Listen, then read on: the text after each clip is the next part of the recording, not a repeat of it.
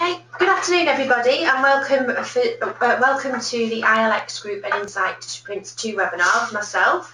My name's Nadia and I am the Consumer Sales Team Leader here at the ILX Group, and talking you through our PRINCE2 training today is our PRINCE2 Senior Trainer, Cyril Colkin. First of all, I just want to tell you a little bit about ILX and who we are. So the ILX Group sits under the Fragility umbrella, who provide project management, systems integration services. We're a group specialising in people, processes, training and communications systems integration. Now we have offices over here in the UK, also over in the Middle East and Australia. Now you'll see on the diagram there are 4 divisions within the Fragility group. And the ILX Group form the recruitment, consultancy and technology solutions arm of the business. So who are we? We are the first training organisation to provide digital learning for PRINCE2. We also provide instructor-led training, and we also offer consultancy and implementation. We were founded in 1998 and we are the global leaders in the provision of project, program and IT service management training. So our vision, we have over 100 trainers. As I mentioned earlier, we are the first training organisation to accredit the PRINCE2 e-learning training. We've also been providing PRINCE2 training for over 28 years now. We're also the owners of PRINCE2.com. We also are very proud to hold an ACO and ATO status, and we have learners in over 120 countries worldwide. So what we're going to cover today, well, first of all, we're going to look at what PRINCE2 is, the benefits of using PRINCE2, the qualifications and accreditations that we are able to provide, and also the training options as well. Okay, good afternoon everybody and welcome to the ILX Group and Insight to PRINCE2 webinar with myself. My name's Nadia and I am the Consumer Sales Team Leader here at the ILX Group, and talking you through our PRINCE2 training today is our PRINCE2 Senior Trainer, Cyril Colkin.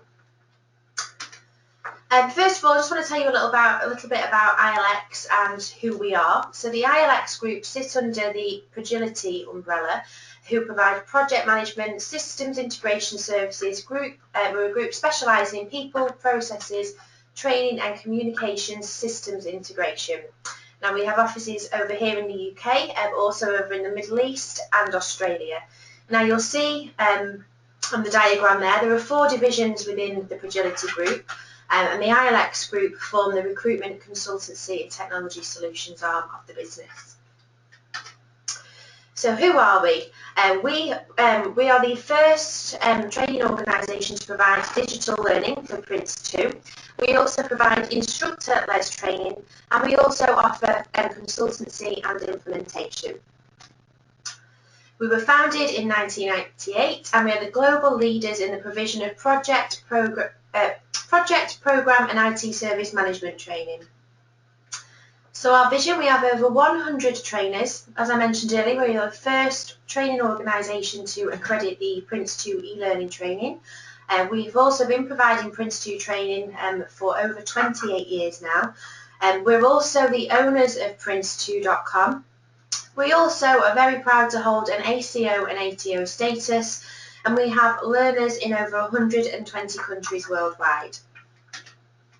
So what we're going to cover today, well, first of all, we're going to look at what PRINCE2 is, the benefits of using PRINCE2, the qualifications and accreditations that we are able to provide, and also the training options as well. I'm just going to pass you over now to Cyril, who is going to run through the PRINCE2 course and the elements itself. Just bear with me one moment while I swap the microphone over.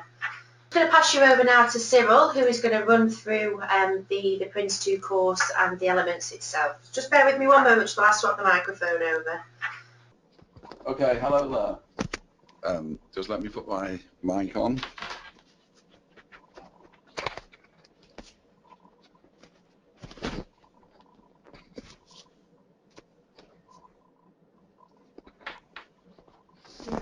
Yeah, okay, I hope you can hear me now.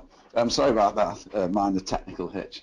Okay, what I'm going to do is first of all ask you to just consider for 2 minutes two very important questions about project management. I want you to then type in some answers so I can see what sort of things you come up with.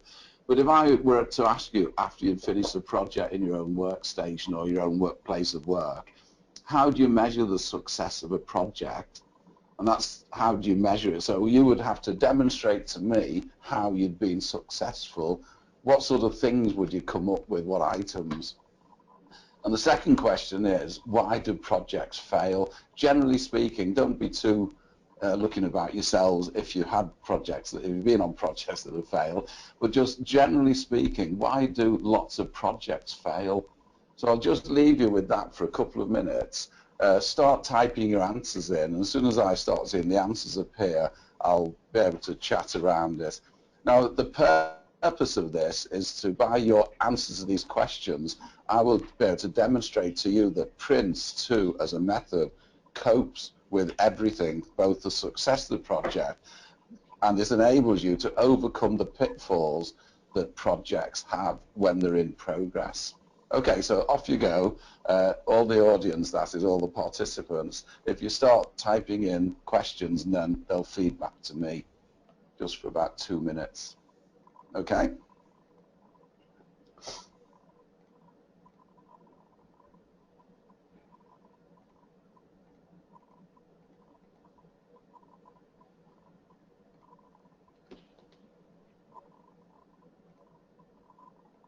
Now we've got a few questions coming through now. Has it met the outcome you set at the beginning? Success is measured by how the initial project objectives are met. Lack of direction, that's probably why do projects fail. On time and budget, that's two of the criteria. Yeah, these are all good answers. Success, on time and on budget, and meet the scope. We'll discuss what scope means to everybody soon. On the success side of things, client satisfaction, that's not bad, is it? That's a good idea. Does the client get what they wanted for the price they wanted within the appropriate time? Not having milestones, meet all the requirements set in the scope. Yeah, this is all good. So finance, there's a new one, finance. Not mentioned, quite a lot of you have not mentioned some of the main points yet about projects, but you're doing well. Deliver the value or business proposition. Yeah, things like accuracy. Policy failed due to lack of clear objectives and scope. Yeah, how do you have a proper plan in place? Have a reason for doing things, and do you have a proper strategy? Okay, just a few more. Happy, no milestones, not on time, and not enough resources. Yeah, some of these are, I mean, I've run projects in the past when I was running them in anger before I went into training in a large corporate organisation, and these are all the things that I had to overcome. Government PGPA implementation, lack of communication. There's another one. Do you talk to people enough? It's quite a simple thing to do, isn't it, talking? No, but it's not done enough in project management circles. Framework measurements. Okay, I'm not sure how long we've had, but probably had about 2 minutes, I think. Too much red tape. Yeah, that's another one, isn't it? Let's get the job done. Yeah. Do we sign forms for the sake of it in triplicate to the detriment of the progress of the project? Okay, right, you're hitting the nail on the head here. So what I'll do now is answer all these questions in one very simple diagram I've got now. So what I'm going to do is, there's a blank screen there, and based on I'll try and remember all those questions that you've come up with, all the basic detail. Now, there are three main targets of any project. Okay. Now, you mentioned there the three main targets of any project, or in fact, the output, what we're creating, what commonly called the deliverable, the requirements. I don't care what you call them, but it's the thing that the customer lives with at the end of the project. And you have to agree with the customer before you start the project what they're prepared to pay, translated as the cost, and how long they want it to take, so the deadline of the handover of the finished product. So those are the three targets of any project manager. And what I'll be doing is showing you how this method, PRINCE2, so we've got the book here. Mine's a bit tatty, as you can see, because it's so well used. I'm sorry about that, but it demonstrates how important it is. I've got notes throughout, which is quite good as a reference book. It's very, very well used, mine. I'm quite proud of it, in fact. I don't want to replace it because it's become nostalgic to me. Okay, so that's fine, but all the answers I've had in project management problems have been directly related to this book in the sense of sorting the problems out. So let's get back to this. Right, we've got three main targets for any project: the requirements, the cost, and the time. Now, it's all right saying that, but fitness for purpose is, or quality in PRINCE2 terms, is defined as fitness for purpose. So it's no use producing something that the customer doesn't want. You've got to make sure that the quality of what the customer gets is exactly fit for purpose. Okay? Now, we haven't got time in this sort of next 20 minutes or so to go into quality and fitness for purpose, but it's one of the main aspects of PRINCE2 to agree the output with the customer before we start even planning the project. So the customer will have a clear idea, and fitness for purpose is quite simply, for instance, if you're decorating a room, do you want to slap a paint on just the four walls, or do you want to put new paint, new carpets, new furniture, and etc.? So that'll define the cost and the output and the time. So we've got a variety of things, one end of the spectrum to the other. Now, one thing that didn't come up in all those questions, which amazed me actually, was in a project, you have to document the output, the cost, and the time at the appropriate quality in a document called the business case. That's even before you plan the project, and you have to do that to set up an equation. So those three things added together must equate to at least the business benefits that you'll attract after the project is finished. So if you can identify the business benefits that you hope to achieve and cost them out, that should at least be the same as, if not a lot greater than, the summation of the output, the cost, and the time at the appropriate quality. So then you've got a justification statement in a document called the business case to say, yes, it's worthwhile running this project. It's quite simple, really. It's called common sense. You wouldn't run anything without, making a profit, unless, of course, it's a special project, which is called a loss leader. But we'll look at the positive side of things today. Now, one thing that nobody mentioned was sometimes things go right and sometimes things go wrong. So there's a bit of risk involved in projects, and we have to allocate another lump of money that's included in the cost, but specifically put aside to tackle any risks that we encounter on the way. So you have to also do a risk analysis when you do your justification statement in the business case before you run a project. So the business benefits must equate to at least more than the cost of the risk, the output, and the time scale. And then we've got an equation written down on a form or a document called a business case. Now, the whole point of doing that is that at any point in time of the project, you can then look at the business case, and if those things alter, which they do in this rapidly changing world, if those change, we can still see that the project's still viable. And if it's not viable, you cancel it and you don't spend money. It's not the case of we've started, so we'll finish. The whole point is we'll cut the costs of a project that's gone out of kilter in respect to this justification statement, and it's very clear to everyone why the project stopped. And then we'll spend the remainder of the money we've saved on further projects in the organisation to make the business flourish in a better way.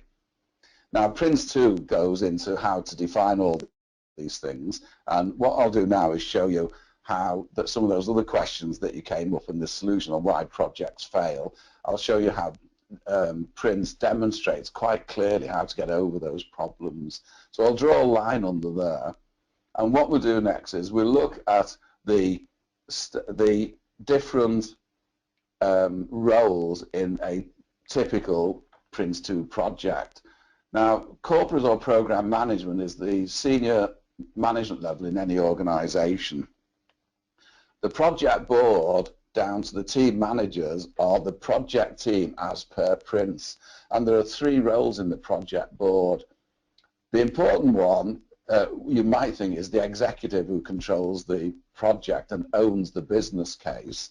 But really, I think the senior user is the most dominant, because that's the person who defines the output at the right quality and pays for the project. So the senior user is synonymous with the word, in probably your terms, customer. So that's okay. So we've got a customer, and we've got a separate role called the executive, who is the chairman or chairlady of the project board. The senior supplier will then examine what the customer needs and supply to the project manager all the resources, both human and non-human, that is required to run the project. I'll talk about project assurance and change authority a little bit later. Now, the project manager level of management in any PRINCE2 project is the person that's captain of the ship. You're running the show on the day-to-day basis, and you give work packages out to team managers who actually are the subject matter experts who get the work done with their team members. Now, project support is shared between the project manager and the team manager. If you don't have the benefit of a project support area to do a lot of the admin of project management, it falls on the project manager and team managers to do it themselves. So that, to me, gives quite a good incentive to get a little project support office set up in your organization. And then the cost of that is shared between all sorts of different projects. So what we've got now is 3 levels of management in the project team. Direction is by the project board. So day-to-day management by the project manager, and the delivery or build of the project to the right quality. So in other words, this output thing at the top, that's what the team managers are actually producing. They're the subject matter experts. Now, when you're running a project in PRINCE, because the project manager is running the show on a day-to-day basis, the project board are there for major decisions, so they don't have to be there all the time. They can get on with their day jobs and just meet with the project manager at the end of various what we call stages of the project. Now, if you do a large job, you don't plan the whole thing. You have an overall rough plan or high-level plan, and then you break down the plan into little bits of work. Now, these little bits of work are called stages in PRINCE. And you'll plan the next stage only in detail, but you just have an idea under the umbrella of the top project plan what's going on till the end. Now, obviously, the overall project plan must tie in with the cost and time above at the top of the diagram. But when you're running a project, you'll break it into stages, and we'll do what's called just-in-time planning for the next stage. And at the end of the current stage, you'll have a meeting with the project board as a project manager in order to cope with that. You'll agree that you've completed the current stage correctly, and you'll review the next stage plan, and you'll get on with that if the project board are happy with it. So you do it a bit at a time, because if the first stage goes incredibly wrong or dramatically wrong, you then don't have to change all the plans that you might have already created to suit. So it saves a lot of time planning using this method of just-in-time planning. It's one of the benefits of PRINCE. Now, if the team manager has a problem, they would probably escalate it to the project manager. The project manager has a problem, he or she would probably escalate it to the project board. And similarly, the project board have a problem, they would escalate it to corporate or program management, who have mandated the whole project from the start. Now, how do you know whether you should escalate a problem or not? A lot of people don't know where the lines of responsibility are drawn. Sometimes you might say, as a project manager, I've got a problem. If I go to the project board, they'll say, well, sort it out because you're paid to do that. On the other hand, if you don't report it to them and it goes even further in error, you might get a bit of a rocket because the project board might say, well, why didn't you tell us? Because it's a serious problem and we needed to know. So sometimes it's a bit obscure or woolly edged where the lines of communication are drawn. Now, PRINCE2 overcomes this very, very precisely, and it does it by having a control called tolerance. Now, is not you putting up with other people, it's an allowance of cost, mostly cost and time, but other things as well.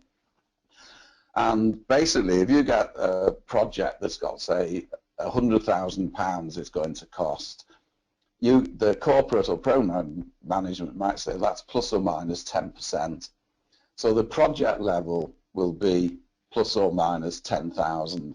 Now, if the project is running with 3 stages, the executive could split that tolerance, £3,000 per stage, and keep £1,000 in the back pocket for emergency.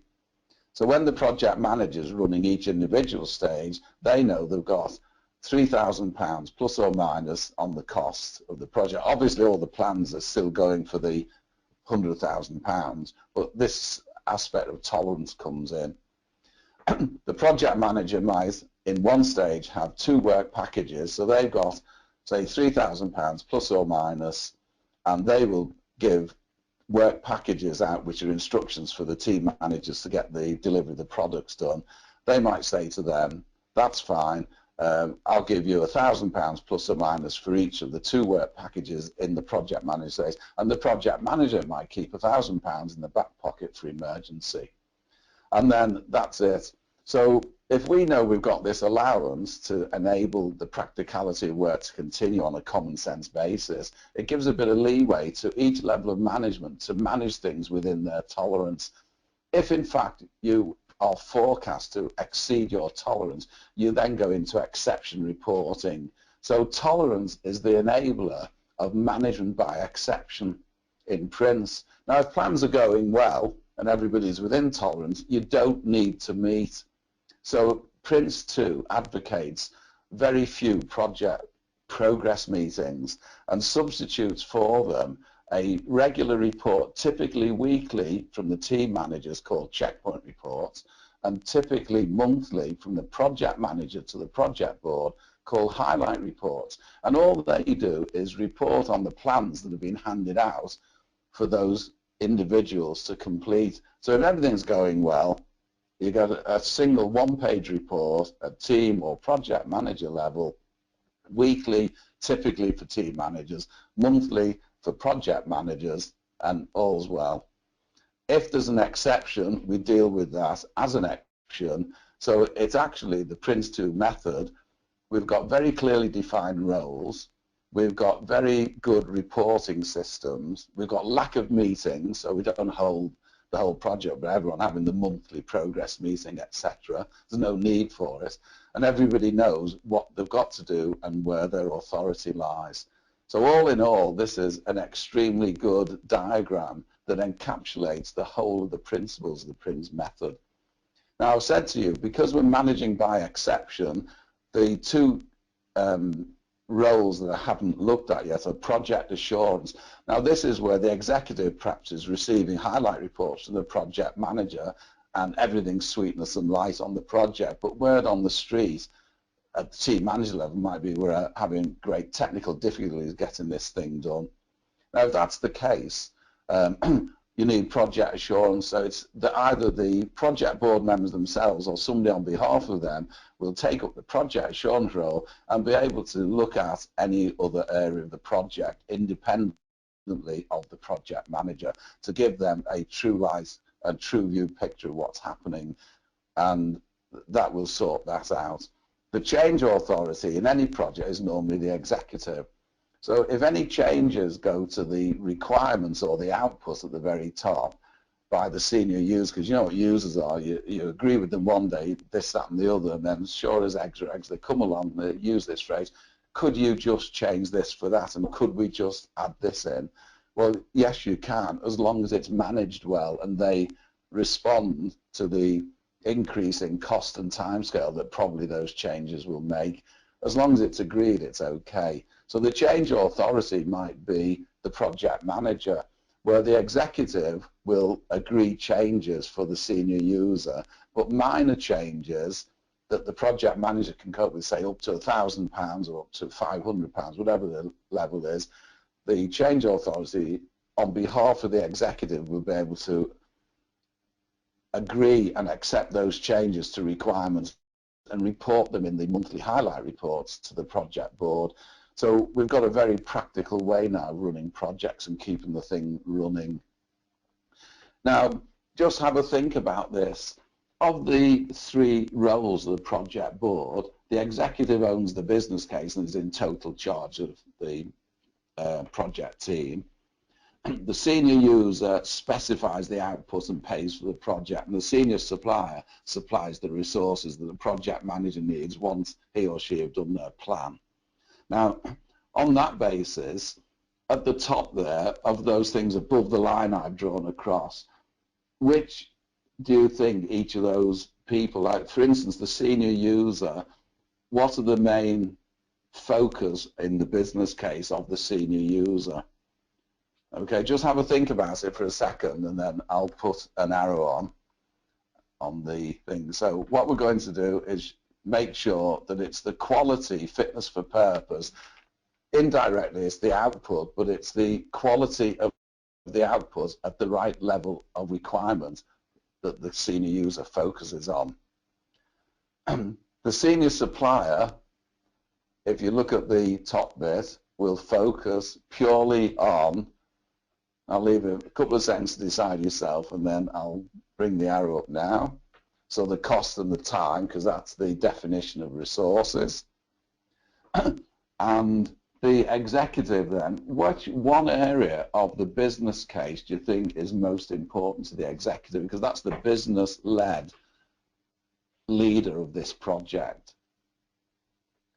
Okay, so I hope you've all got this answer. It's the business benefits as specified in the business case.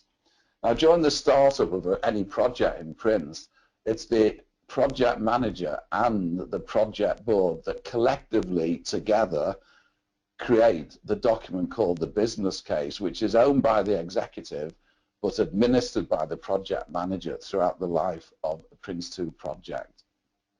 So at all stages, everybody knows what's going on, who's doing what the tolerance levels are, what the roles are, the reporting system.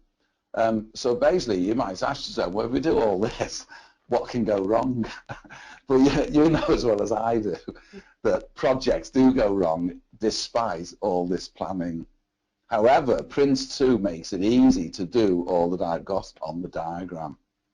So I'll just summarize then what we've said. Now, PRINCE2, this wonderful book, as I call it, you can see there, it's all, you know, and this is what I want yours to look like after 6 months. That will prove then you've used it. PRINCE2 is a management method. It's based on 7 principles. I summarize that as common sense. Okay, they're my words, not in the Prince manual. The 7 themes are the areas of project management you need to know about, like, for instance, planning, like change management, configuration management, risk analysis, all that sort of stuff. And there's a separate chapter in the book on those if you don't know enough about it. And then the 7 processes are quite similar. That's what you're expected to do. So each role has a set, has a set of processes. It's like a cookery book, the PRINCE2 manual. If you want to follow a decent recipe, you don't start doing things yourself. You follow precisely the rules of what you need to do in the order that you need to do them. So if you follow the order you need to do things as they're clearly expressed in the processes in this book, you can see here, they're very clear. Some of it looks complicated, but you can soon get over that. It's quite simple, really. Starting up a project, for instance, what do you do? There are a few pages here. It just tells you very simply the documents you've got to create, who does what and what you need to do. Everything is in the recipe for the good project. Right, PRINCE2 is not concerned with the what I call the touchy-feely bit of projects. Are you a good project manager? You know, do you lead by direction, like shouting a lot, or do you encourage people or nurture people along one end of the spectrum to the other? That's up to you. PRINCE2 is just the method. So the project environment of PRINCE2, it's a set of principles which underpin the themes, which are those 7 themes that you can see there: risk, business case, organization, plans, progress, change, and quality. And then the processes lie within those to get the job done. But one thing that most people forget is the tailoring of PRINCE2. Now, there's a lot in this. Now, I work with BAE Systems up in the northwest of England, and quite often, I mean, they're producing our new Trident submarines for the UK, and they're run under PRINCE2 principles, the projects. So a huge, you know, £200 or £300 million project will use every bit of the detail in the Prince manual. If you're doing a small project, you only do what's necessary to run the project. So that's the benefit of PRINCE2. Now, our training and highlights all the bits of PRINCE2, so that will ensure that you have an informed decision on what you need to do on the administration side and what you can get away with not doing. So tailoring PRINCE2 is very important, but it can be tailored very precisely. Now, the themes of PRINCE2, those are the themes. Obviously, in this few minutes, I haven't got enough time to go over everything with you, but the business case is the most important of those themes. The theme is a chapter in the book that tells you what a business case is, who it belongs to, how it's documented, what you have to do to get it up and running. And once you've read it, it becomes second nature. The organization is the team structure. Quality is the performance of the quality standards and your fitness for purpose levels. Plans are what you have to do anyway up front. So you have 3 levels of plan for the 3 levels of management, an overall plan for the project board, stage plans for the project manager, and team plans, which are work packages for the team members. You all know about risk. You all think risk is doom and gloom, but it's not. It's opportunity as well. You have positive risks. For instance, if you don't spend this, we won't get these extra benefits. There's a chapter on risk, a chapter on how to manage change precisely so that it is agreed and understood by who's paying for it and the benefits that we'll achieve. And then the last one on this, it's not last because it's the least important, they're all equally important, but progress is how do you monitor progress generally for the whole project. So you've got controls like those highlights and checkpoint reports, stage plans, and you break a project into stages. There's a whole load of progress controls that are incorporated in the PRINCE method, and you use and choose the ones you want.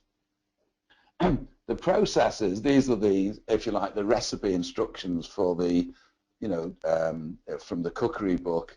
So the processes are what you do. Now, obviously, we've got the 3 levels of management: direction by the project board, management by the project manager, delivery by the team managers. And in the PRINCE manual, you've got these. SU is startup, which is the only process that is done jointly between 2 levels of management. The rest of them are owned by those levels of management that you can see.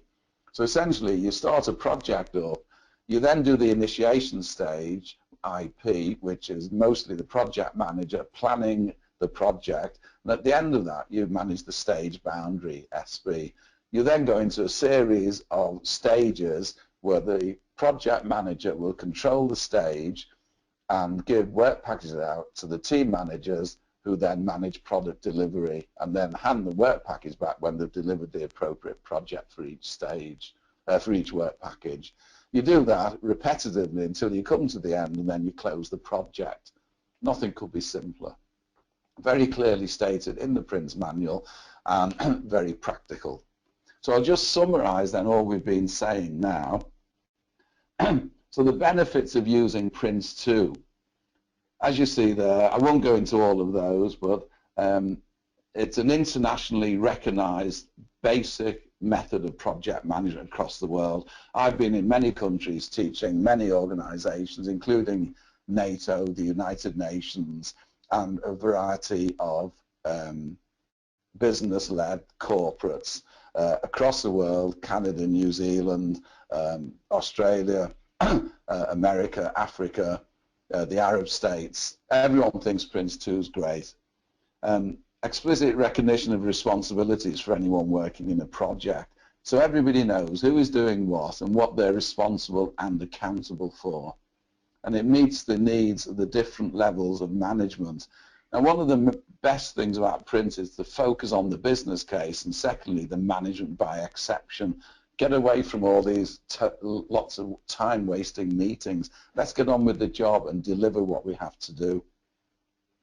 The benefits for an organization using PRINCE is it's a repeatable and teachable method.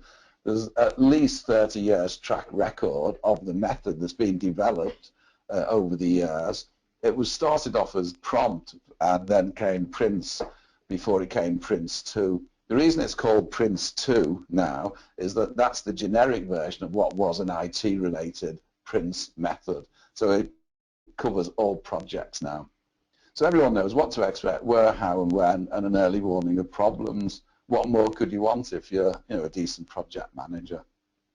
So the question to ask is not why use PRINCE2, but as I think, why are you not using PRINCE2? It's got so many benefits. Okay, so that's a very quick insight into the method itself. So I'm going to hand you back to Nadia here. So I'm just passing the microphone to her and leave you with that question.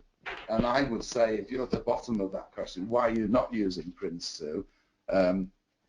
That's the thing to ask. Now, I hope I've answered all your questions, but I'll just have a look at the questions while Nadia's having a bit of a chat to you about the training side of things. And if I see any other questions that I think are important I need to mention, I'll come in after Nadia's finished and then go over them. Okay, thank you. Okay, just bear with me one moment.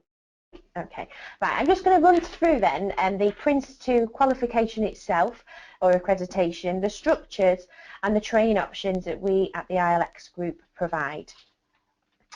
So just to run you through some PRINCE2 exam facts. Now we operate and run over 1 million PRINCE2 exams per year. And there is a roughly 1,500 to 2,000 per week. Now, for those of you who are just starting out in project management, or for those of you that have been project managers for a number of years, you will find these days that a lot of employers are looking for you to have the PRINCE2 accreditation on your CV before you're even considered for an interview. And year on year, the PRINCE2 accreditation is growing up to around 25%. Okay, so I'm just going to take you through sort of the training structure. So the first course you'll see there at the bottom is the APM training course, which will talk you through how to run through the project management essentials. Then you'll see that there's the PRINCE2 Foundation and Practitioner level following on from that. So that's the method, what's needed, when and why. And then the next level from that would be then to look at program management, so it's courses such as MSP, Managing Successful Programs. Now with that course there is a foundation, a practitioner and also an advanced practitioner level as well. Okay, so the PRINCE2 Foundation training. So for the target audience, so it's anyone looking to start out in a project management career, so that it could be suitable for project managers, the project support team, team managers and also the admin team as well. Now there aren't any prerequisites to actually complete the PRINCE2 Foundation course, although it is advisable that each individual has a basic knowledge on the skills and techniques in project management. Now the PRINCE2 Foundation course, dependent on how you look at completing the training via e-learning, that can take approximately 8 to 10 hours to complete. In a classroom environment, because we do also provide classroom training, and that is a 3-day intensive classroom course. The exam is just a 1 hour exam, and it's a 75 question multiple choice examination, and it's just a 50% pass mark required in order to pass. Excuse me.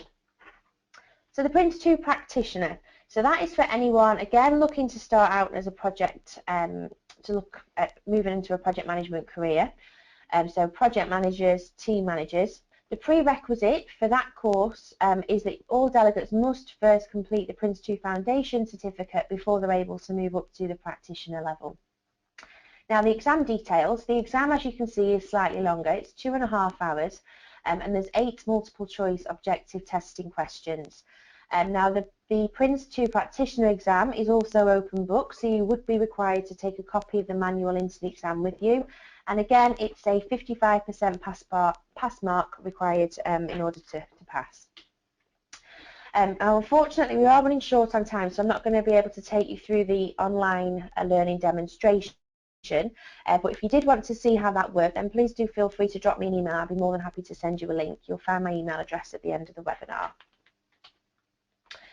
So the courses that we provide here at the ILX group, so obviously we provide the PRINCE2 Foundation, PRINCE2 Practitioner, and you can also do this as a combined learning course as well. Now prices start from $549, and if e-learning isn't your thing, then we do provide classroom training throughout Australia in Brisbane, Canberra, Melbourne, Perth and Sydney. Now, if you are quite self-disciplined and would prefer to complete the course via e-learning, then we do provide you with a 12-month licence to our online training portal. And within that 12 months, you are required to complete all of the online course content and also sit the exams. And then when it comes to the examinations, there's a lot of flexibility these days, as the exams themselves can actually be done online. So, if you would, as you can see, I will ask if you would like to ask any questions. Feel free to type away in the chat box, and I'm going to pass the microphone back over to Cyril, who will be able to answer the questions for you. But if you did have any questions or queries on the training routes that we provide, then please do feel free to send us an email. Our main email address is contactus@ilxgroup.com. That's contactus@ilxgroup.com. And I'm just going to pass the microphone over to Cyril. Thank you very much. Okay, thanks, Nadia. Okay, I hope you hear me now. I'm just looking on the screen, and there's a question here. What is provisioned in PRINCE2 for the customer stroke senior user to know that the product being developed is fit for purpose before it reaches a stage boundary? Right. When the team managers produce a product that's part, is making up the whole, they're producing products that go along, and then each individual product that makes up the whole is produced in a work package. And in Prince, what I haven't mentioned yet is to test the quality of it, we have a series of quality reviews, and we must define the object that we're creating before it's planned to create it. So the teams know what they're creating, and independently of the creation of the product, there's a quality review that takes place on each element of the overall product before it is signed off by the team manager and the project manager within the stage that is being produced. So when it's all added together at the end, there's an overall quality review of everything before everything's handed over. So that answers that question. I'm just thinking, there's one that says, are there any disadvantages of PRINCE2? Well, I can't quite honestly come up with any. I mean, the question I should have asked you all at the beginning, if you're looking, is have you all individually now, I'm being quite rude now, but I'll ask it anyway, have you all got a bit of common sense? If you have, use it. That's what I expect. I expect project managers to be dynamic people who are enthusiastic, they know what they're doing because they've planned it well, and then use the PRINCE2 method to make your common sense happen. Okay. There are some questions on course costs and things like that. Are there any similarities between PRINCE2 and Agile? Yes, there are, and we've got some courses which Nadia can talk to you about independently of this webinar, We've got PRINCE2 for Agile as well. The hours of study, 8 hours to do the online. If you do the classroom-based training, it's about 25 hours. Well, really, it's about 3 days worth of work, 3 lots of 8 hours on classroom-based training for foundation. You can convert that with another 2 days in the classroom, so you can do the practitioner within a full week for that sort of course. What's the main difference between PMP and PRINCE2? PMP is quite rigid. Yeah, well, PRINCE2 is totally open. It's tailorable for yourself. You decide as a project manager and as a project board which bits of PRINCE2 that you're using. Now, as part of the business case, you also in PRINCE create a document called a project product description. Now, that's a high-level description of the output of the project, i.e. the requirements, at the right level of quality that's agreed with everybody on the project board and the project manager right up front. So that's fine. So everybody knows what you're creating, and that's how we keep to the quality, and the quality percolates down to the individual items that make up the full product. Now, obviously, I haven't got time to explain how that's done, but it is done in a very straightforward and easy fashion. Oh, thanks, that's good. I've just come to that one. Yeah, there's Nadia's coming in quickly. Just pass this over, make sure you can hear her. Okay, I can see a couple of questions there in regards to the pricing of our training. Now, the prices do vary dependent upon whether you want to do foundation and practitioner, and whether you'd like to complete the course via e-learning or classroom training. And we do, for e-learning, we do provide a number of different options. And for those of you that did want some further information and costs on the training options that we provide, then please do feel free to send in an email, and then we can get a dedicated member of the team in our Sydney office to contact you with pricing.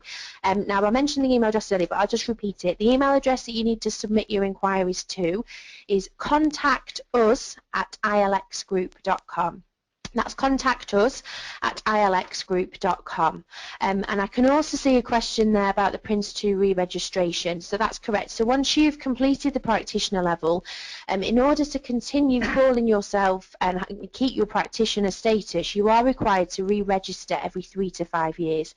Now, we do actually provide PRINCE2 re-registration training. So again, if you'd like some information on how to re-accredit yourself, then please do drop us an email. That's contactus@ilxgroup.com.